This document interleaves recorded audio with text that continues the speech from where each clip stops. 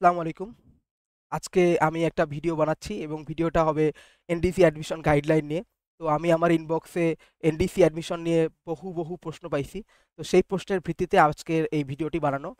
তো ভিডিওতে আজকে এনডিসি ভর্তি পরীক্ষা নিয়ে একদম শুরু থেকে কে আবেদন করতে পারবে, কে পারবে না, বা আবেদন করতে পারলে সেক্ষেত্রে ভর্তি পরীক্ষার যে প্রশ্ন, রিটেন ভর্তি পরীক্ষার যে প্রশ্ন সেটা কেমন হয়, ভাইবা পরীক্ষার জন্য কিভাবে প্রিপারেশন নিব, সকল কিছু আমি আমার এই একটা ভিডিওতে শেষ করার আহ, শেষ করবো ইনশাল্লাহ। চলো শুরু করা যাক। আচ্ছা, আমি আব্দুল কাফি পড়াশোনা করতেছি ঢাকা মেডিকেল কলেজে K81 দ্বিতীয় বর্ষ, এবং আমার কলেজ ছিল নটরডেম কলেজ, এবং 2023 সালে আমি সেখান থেকে এইচএসসি কমপ্লিট করেছি। আচ্ছা, তো আমি আমার এই ভিডিও শেষে আমরা কি কি জানতে পারবো সেটা সম্পর্কে একটু জেনে নেই। আমি আমার এই ভিডিও শেষে তোমাদেরকে জানানোর চেষ্টা করব যে আচ্ছা, এই যে আমি আমার একটা ভিডিও স্পেশাল ভাবে তৈরি করতেছি যে এনডিসি ভর্তি পরীক্ষা নিয়ে আলোচনা, কেন, মানে কেনই বা এনডিসি, এটা তুমি জানতে পারবা। তারপরে তুমি জানতে পারবা যে তুমি কি যোগ্যতা থাকলে তুমি এখানে আবেদন করতে পারবা। এরপরে আবেদন করতে পারার পরে আমাদের তো অবশ্যই রিটেন পরীক্ষার একটা সম্মুখীন হতে হবে, সেক্ষেত্রে আমি কি প্রিপারেশন নিব এবং কিভাবে প্রিপারেশনগুলো নিব সেটা আমরা জানতে পারবো। এরপরে আমরা জানতে পারবো যে মৌখিক পরীক্ষার ক্ষেত্রে আমরা কিভাবে প্রস্তুতি নিতে পারি সেক্ষেত্রে। এবং সবচেয়ে গুরুত্বপূর্ণ এবং একটা মানে কি বলবো, সবচেয়ে গুরুত্বপূর্ণ এবং সবার একটা জানার আকাঙ্ক্ষা থাকে যে আসলে ভাইয়া নটরডেম ভর্তি পরীক্ষার জন্য কোনো কোচিং লাগবে কিনা, সেটাও আমি আমার এই ভিডিও শেষের দিকে বলার চেষ্টা করব। তো সাথে থাকো। সর্বপ্রথম প্রশ্ন যে কেন এনডিসি, কেন আমি এনডিসি ভর্তি পরীক্ষার জন্য আবার আলাদা করে একটা ভিডিও আমাকে তৈরি করতে হচ্ছে, বা আমি মানুষকে ম্যানুপুলেট কেন করতে হচ্ছে যে কেন এনডিসি, সেটা বলার চেষ্টা করি। ফার্স্ট অফ অল, এটা সেন্টার অফ এক্সিলেন্স।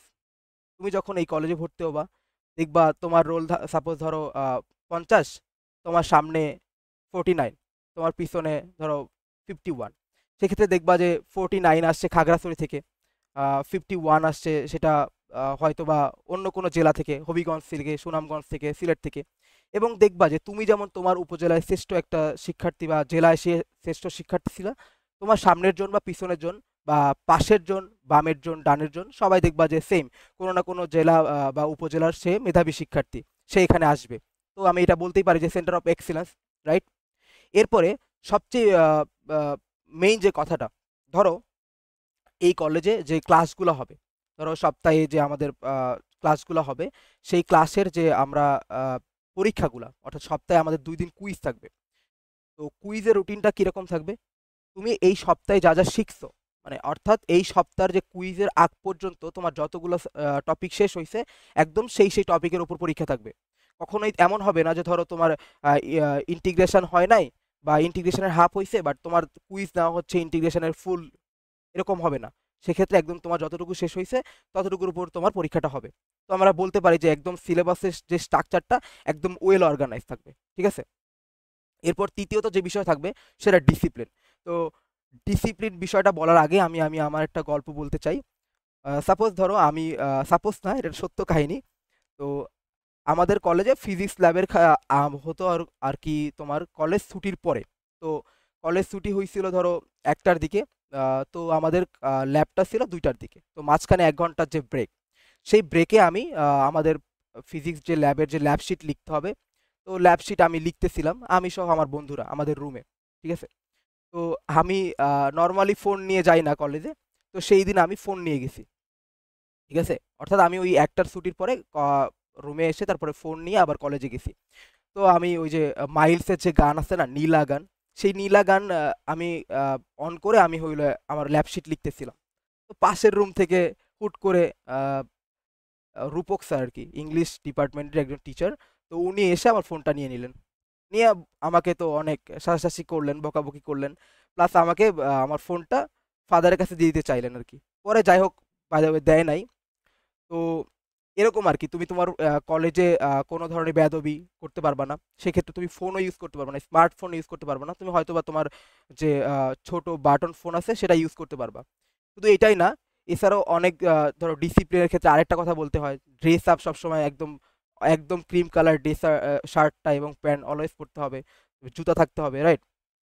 তো আমি অনেকবার কেস খাইছি এরকম জুতা না থাকার কারণে। আমি জুতা দেখা যাচ্ছে শু পরে যাইতে হবে, আমি কেস পরে চলে যাইতাম। তো অনেকবার আমার আইডি কার্ড ফাদার রুমে থেকে নিয়ে আসতে হয়েছে। আচ্ছা, এখানে দেখো 4 আর 5 নাম্বার যে আমার 4 আর 5 নাম্বার, 4 আর 5 নাম্বার, এই দুইটা দেখো আমি একটু আলাদা মার্কিং করছি। একটা হলো অ্যাডমিশন ওরিয়েন্টেড এক্সাম সিস্টেম, আর এটা দেখো টপ নচ টিচার ফ্যাকাল্টি। তো এই জায়গায় আমি একদমই বোল্ড করছি কোনটা, 5 নাম্বারটা। আর 4 নাম্বারটা বোল্ড করছি, তবে একটু কম। তার মানে আমি 5 নাম্বারটা বোল্ড করছি কারণ 5 নাম্বারটা একদম সবচেয়ে স্পেশাল এখানকার একটা কোয়ালিটি, যেখানে টিচার যেগুলো থাকবে সেগুলো একদম টপ নচ থাকবে। আমি জাস্ট তোমাকে একটা ডিপার্টমেন্টের হিসাব দিই, শুনলেই তুমি বুঝতে পারবা। সাপোজ ধরো ম্যাথ ডিপার্টমেন্টের কথা বলতেছি। ধরো ম্যাথ ডিপার্টমেন্টে তুমি যে দেখবা যে এখানে ডিপার্টমেন্ট হেড থেকে শুরু করে একদম লেকচারার পর্যন্ত সবগুলাই দেখবা আহ, তারা তাদের ইউনিভার্সিটির ম্যাথে যখন অনার্স করতেছিলেন তখন সেখানে সেরা একটা রেজাল্ট করছেন। কেউ কেউ হয়তো গোল্ড মেডেলিস্ট, বা কেউ গোল্ড মেডেলিস্ট না হলেও ডিপার্টমেন্টে ফার্স্ট ক্লাস, সেকেন্ড, থার্ড এরকম। ঠিক আছে? এবং শুধু রেজাল্ট দিয়েই বলবো না, ইনাদের যে ডেডিকেশন, ডেডিকেশনটা থাকবে একদমই অন্য লেভেলের। মানে এখানে কি থাকবে, ডেডিকেশনটা একদমই অন্য লেভেলের, টিচারদের ডেডিকেশন। তো ডেডিকেশন থাকবে অন্য লেভেলের। এবং সবচেয়ে বড় কথা হলো, অনেকেই আছে যে ধরো অনেক কিছু জানে বাট পড়াইতে পারে না, সেভাবে ডেলিভারি দিতে পারে না। কিন্তু এখানকার টিচাররা জানে কি জানে না এটা কোনো বিষয় না, কিন্তু ইনাদের ডেলিভারি থাকবে অন্য লেভেলের। সাপোজ ধরো আমি আমার একটা অভিজ্ঞতা থেকে বলি। আমাদের কলেজে যে একটা স্যার আছে, নয়ন পোদ্দার নাম,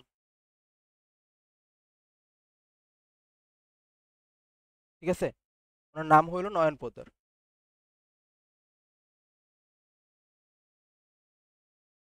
তো উনি ম্যাথ ডিপার্টমেন্টে একজন লেকচারার। তো স্যারের কাছে আমি কিছুদিন প্রাইভেটও পড়ছিলাম। তো স্যার একদম ধরো ফ্রেন্ডলি। ধরো আমার কোনো সমস্যা হলে, সেটা পারিবারিক সমস্যা বা কোনো হোস্টেলে কোনো সমস্যা, যেমন আমি হোস্টেলে থাকছি, তাহলে আমার হোস্টেলে অনেক সমস্যা হইতো। হোস্টেলের সমস্যা থেকে শুরু করে একদম আমার পার্সোনাল সমস্যা, সকল কিছু উনি শুনতেন এবং সমস্যার সমাধান করার চেষ্টা করতেন। এবং ধরো সবচেয়ে একটা সুন্দর একটা বিষয়, যে এখানকার যে টিচারগুলা, ধরো তোমার ক্লাস 45 মিনিট। অন্যান্য প্রতিষ্ঠান আমরা স্কুল থেকে একদম 1 থেকে 10 পর্যন্ত কি দেখছি, যে 45 মিনিটের ক্লাস, সেক্ষেত্রে দেখা যায় টিচার 5 মিনিট পরে আসে এবং যাওয়ার সময় 5 মিনিট আগে যায়, তার মানে 10 মিনিট অলরেডি জায়গা আমাদের ওটা 10 মিনিট কোনো আমাদের কিছু ফ্রুটফুল কিছু হয় না। কিন্তু এখানে তুমি দেখবা যে 45 মিনিটের ক্লাস ধরো একদম 10টায় শুরু হবে, তিনি পারলে 5 মিনিট আগে আসবেন, কখনো 10টা 5-এ আসবেন না, কখনোই না, এটা কখনোই করবেন না। এবং বের হওয়ার ক্ষেত্রে 10টা 45 এসে বের হওয়ার কথা, উনি হয়তোবা 11টা বের হবেন, কিন্তু কখনোই 10টা 45-এ বের হবেন না। মানে 10টা 45 বা 10টা 40 এরকম কখনো 5 মিনিট আগে বের হবেন না উনি, কখনোই না। আরেকজন টিচার আসবে, ওনার পরবর্তী টিচার আসবে, তারপরে ওনাকে তাগাদা দিলে তারপরে উনি বের হবেন ওখান থেকে।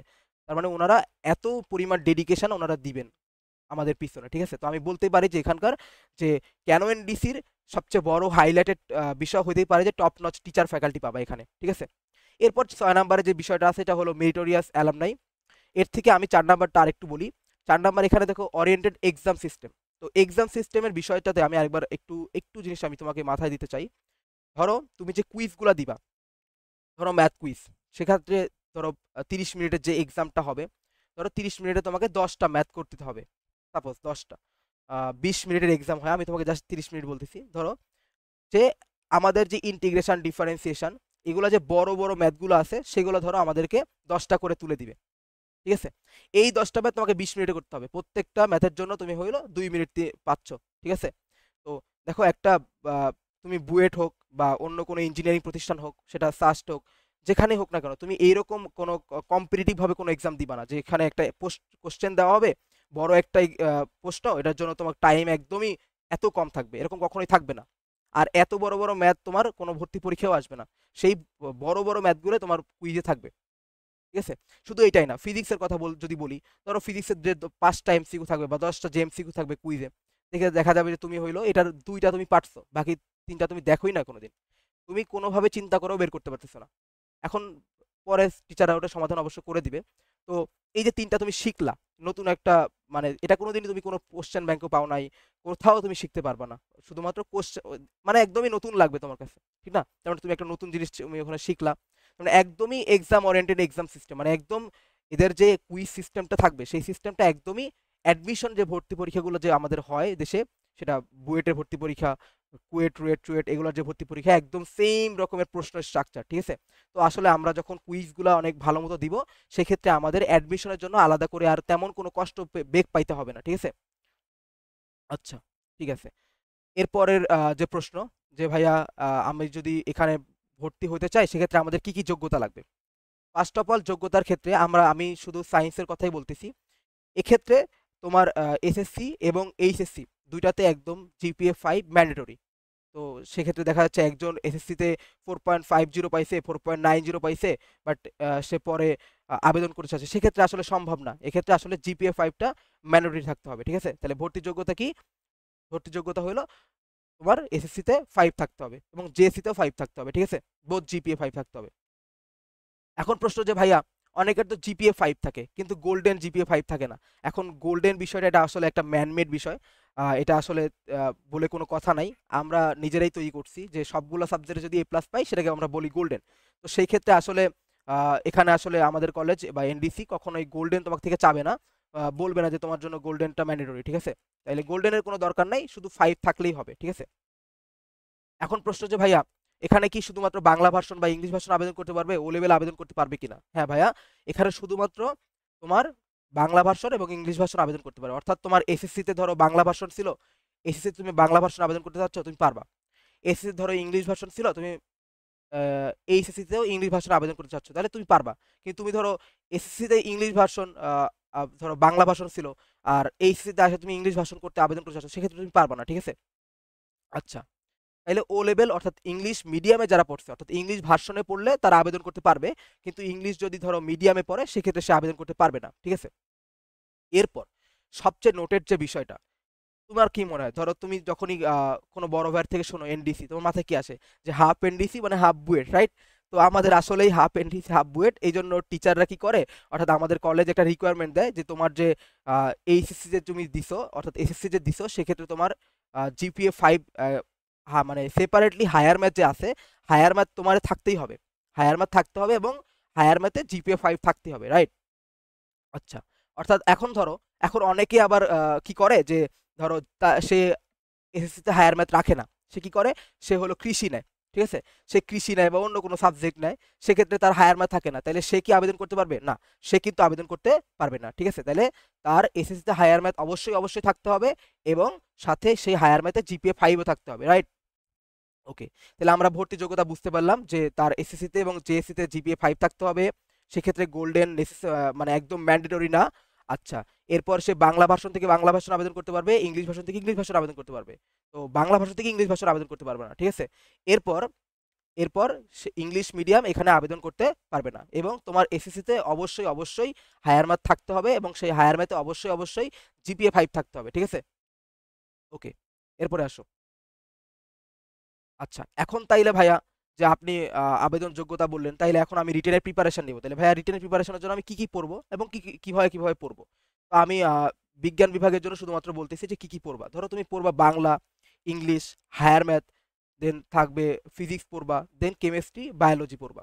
এখন যে কথাটা, যে ভাইয়া এখানে হায়ার ম্যাথ আর ফিজিক্স আমি বোল্ড করে দিছি, অর্থাৎ যেহেতু আসলে আমি আবারও বলতেছি, যদিও এটা মানে টিচাররা বলে না, বাট আমি বলতেছি যে এনডিসি তোমাকে অবশ্যই ইঞ্জিনিয়ারিং পড়ার জন্য বেশি বেশি উৎসাহিত করবে, ঠিক আছে। এখানকার স্টুডেন্টরা বেশিরভাগই ইঞ্জিনিয়ারিং পড়তে চায়। তো সেক্ষেত্রে আমাদের যে ভর্তি পরীক্ষার যে প্রশ্নটা থাকবে সেখানে এমফাসাইজ করা হবে হায়ার ম্যাথ এবং ফিজিক্সের উপরে, ঠিক আছে। এবং কেমিস্ট্রিকেও যদি এমফেসাইজ করে, সেক্ষেত্রে কেমিস্ট্রির কোনো মানে লজিক্যাল কোনো প্রশ্ন ওখানে দিবে না, মানে সেখানে ম্যাথ বেশি থাকবে, ঠিক আছে। এরকম থিওরিটিক্যাল কোনো প্রশ্ন তেমন থাকবে না, সেখানে এমফেসাইজ করা হবে ম্যাথকে। কেমিস্ট্রিরও যদি কোনো ম্যাথ প্রশ্ন থাকে, বেশি বেশি ম্যাথ থাকবে, ঠিক আছে।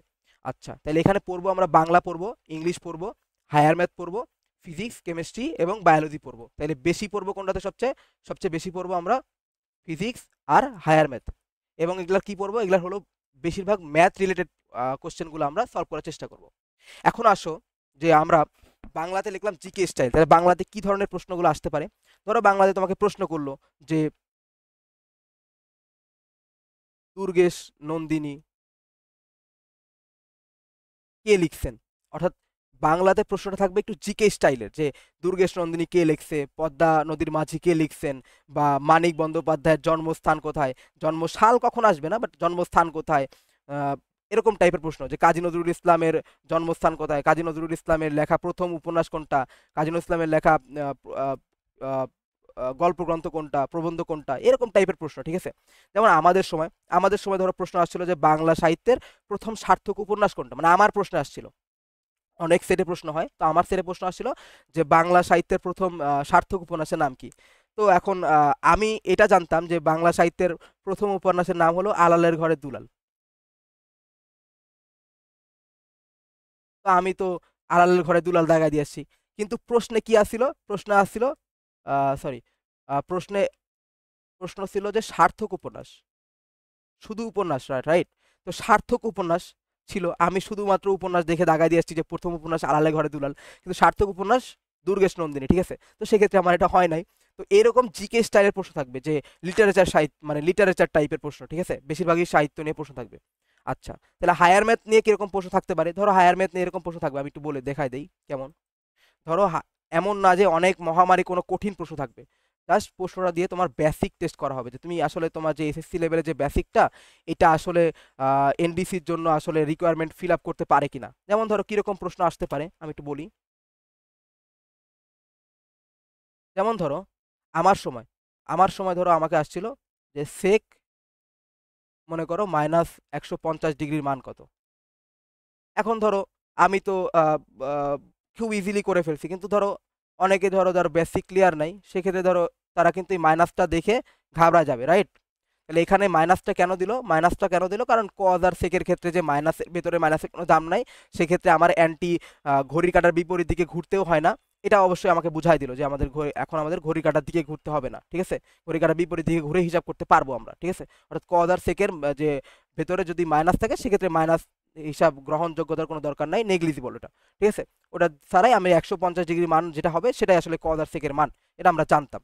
তো এরা যারা তারা এটা সঠিক দাগাইছে। আর যারা জানতো না, মাইনাস থাকার কারণে তারা ঘড়ির কাঁটার দিকে হিসাব করার চেষ্টা করছে কোয়াড্রেন্ট আঁকায়া, তখন তাদেরটা ভুল আসছে। তো আমাদেরকে আসলে বেসিক টেস্ট করছে। ফিজিক্সের ক্ষেত্রে ধরো আমাকে প্রশ্ন, এরকম একটা প্রশ্ন আসছিল যে ধরো কত বেগে নিক্ষেপ করছে, বা ধরো জি বেগে নিক্ষেপ করছে, জি বেগে নিক্ষেপ করার পরে ধরো কতক্ষণ পরে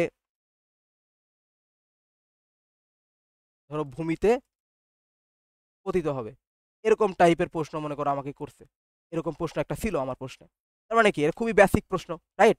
আমি জাস্ট কত সেকেন্ড পরে, অর্থাৎ উঠার সময় এবং পতনের সময়, উড্ডয়নকাল এবং পতনকাল দুইটা যোগ করে দিলে কিন্তু হয়ে যাবে, অর্থাৎ 2u/c, রাইট। সূত্র ইউজ করলে হয়ে যাবে, টি ইজিক্যাল টু, সূত্রটা কি হবে তাইলে, সূত্র ইজিক্যাল টু 2u/c, এই তো, রাইট। তার মানে আমরা এই সূত্র ইউজ করে ফেলতে পারবো। তার মানে বেসিক, আমাদেরকে জাস্ট বেসিক টেস্ট করবে যে আমাদের আসলে বেসিকটা আছে কিনা, রাইট, ওই সাবজেক্ট নিয়ে। আর কেমিস্ট্রির ক্ষেত্রে ধরো প্রশ্ন করলো যে মোল ভিত্তিক, যে কত মোল সমতাকরণ করে দেখা গেল যে এইটার এত মোল ইউজ করা হলো, তাহলে এটার কতটুকু অবশিষ্ট থাকবে বা কতটুকু উৎপন্ন হবে, এরকম টাইপের প্রশ্ন। অর্থাৎ সবকিছুই তোমাকে একদম ম্যাথ রিলেটেড প্রশ্ন থাকবে।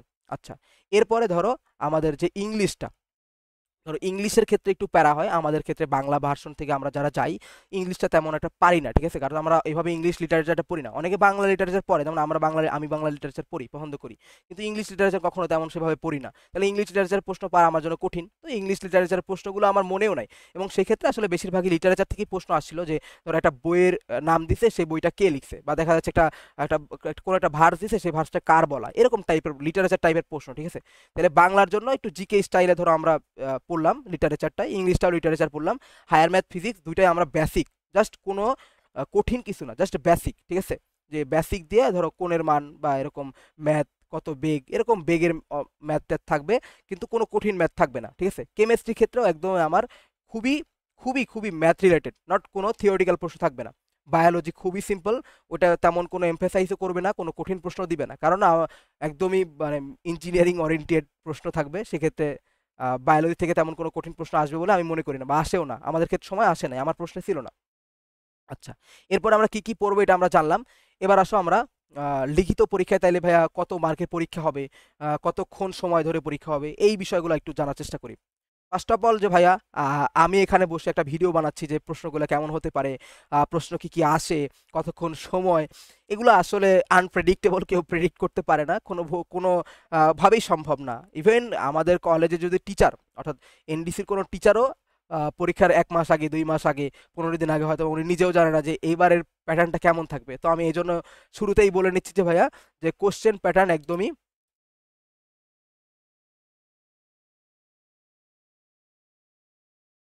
তাহলে কোশ্চেন প্যাটার্ন একদমই আননোন থাকবে, ঠিক আছে।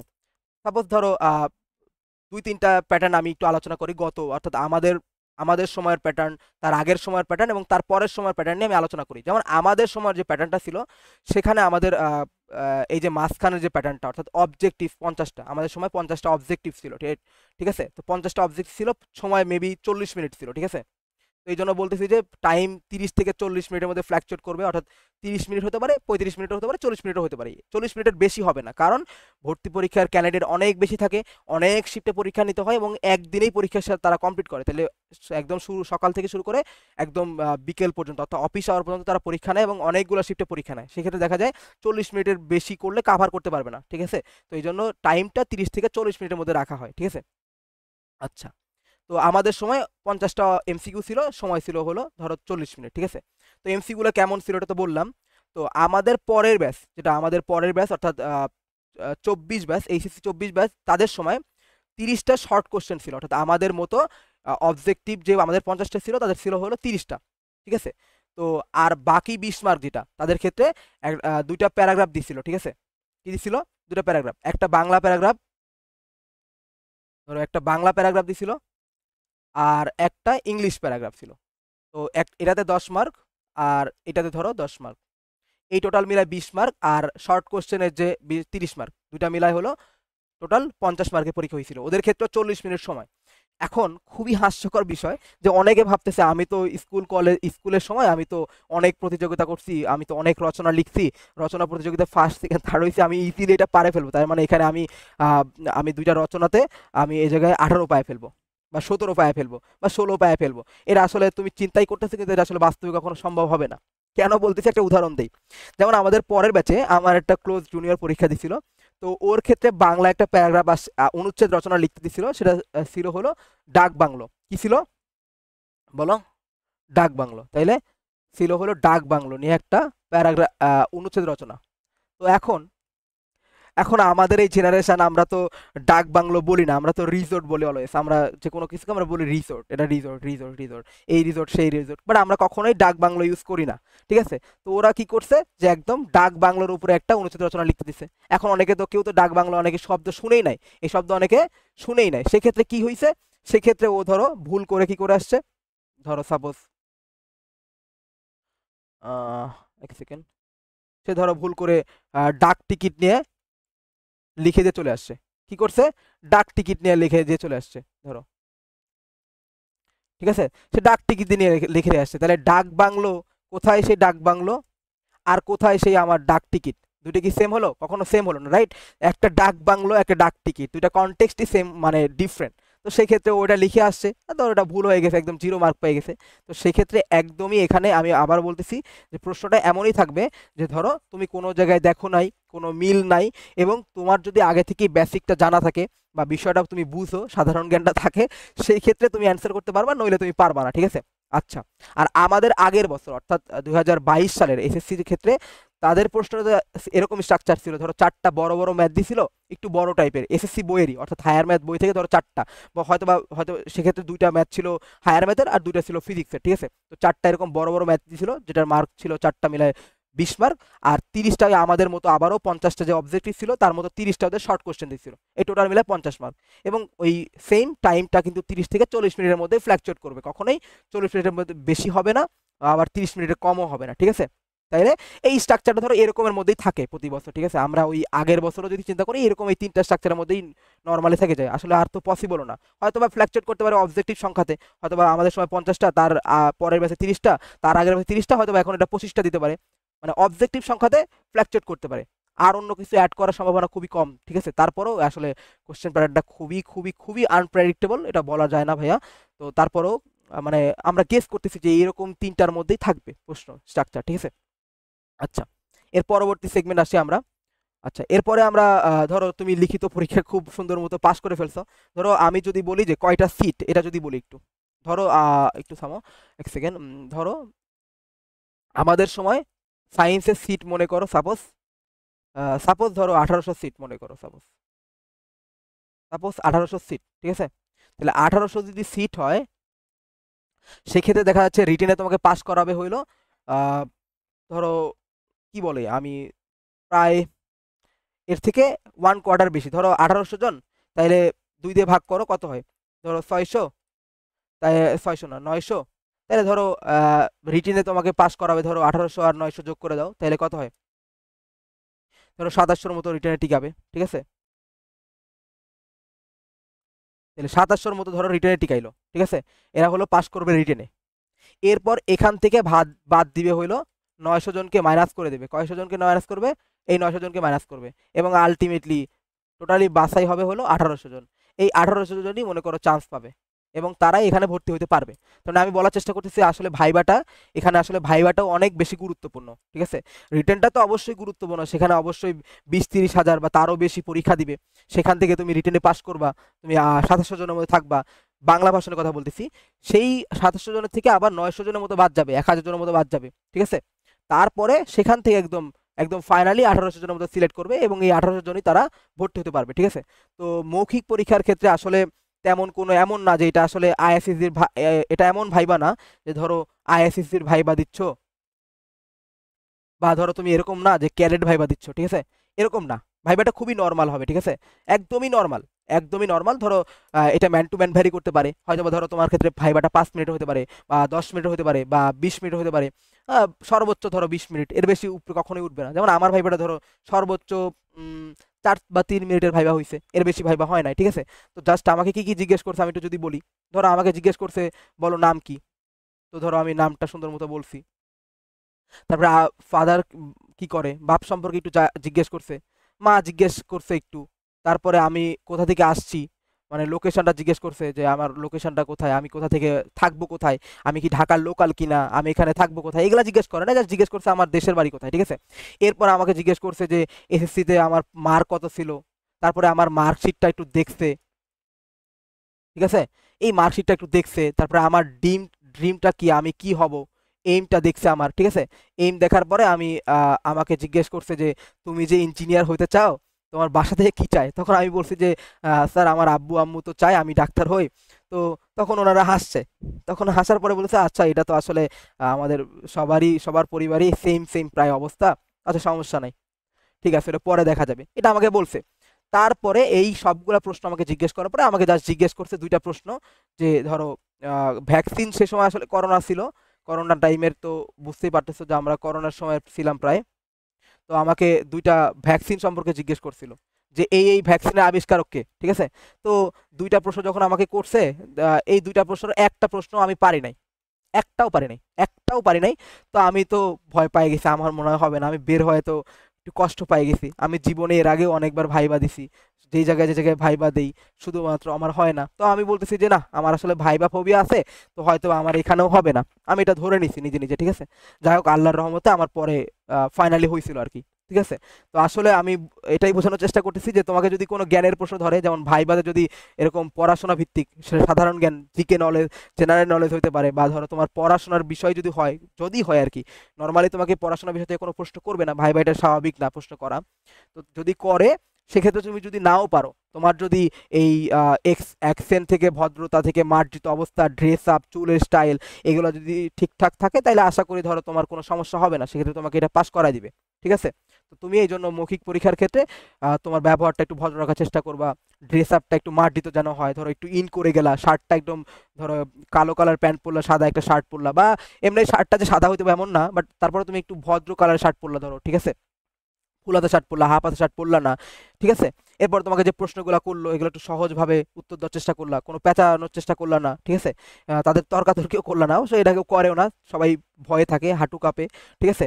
এরপর আমি যতটুকু জানি বা আমার বন্ধুরা যারা ভাইবা দিছে তাদের থেকে শুনে দেখছি কখনো কোনো একাডেমিক প্রশ্ন করে না, যে তোমাকে জিজ্ঞেস করবে না যে আচ্ছা বলো তো যে কজ এত ডিগ্রি মান কত, তোমাকে জিজ্ঞেস করবে না আচ্ছা বলো তো আচ্ছা সাইন স্কোয়ার প্লাস কয় স্কোয়ার এ কয় স্কোয়ার সমান কত, এরকম কোনো প্রশ্ন তোমাকে জিজ্ঞেস করবে না, ঠিক আছে। কোনো প্রশ্নই তোমাকে একাডেমিক প্রশ্ন তেমন জিজ্ঞেস করবে না, ঠিক আছে, কারণ তুমি তো রিটেন পাস করে আসছো, তোমার যে একাডেমিক ভালো আছে এটা তো রিটেনেই তোমার প্রমাণ পেয়ে গেছে, ঠিক আছে।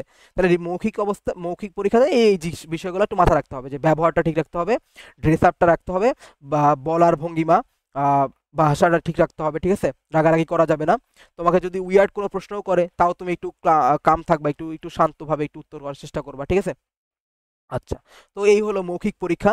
তো মৌখিক পরীক্ষাতে খুবই ইম্পর্টেন্ট ভাইয়া, লিখিততে পাস করছে, এরপরে মৌখিকে অনেকে বাদ যায়।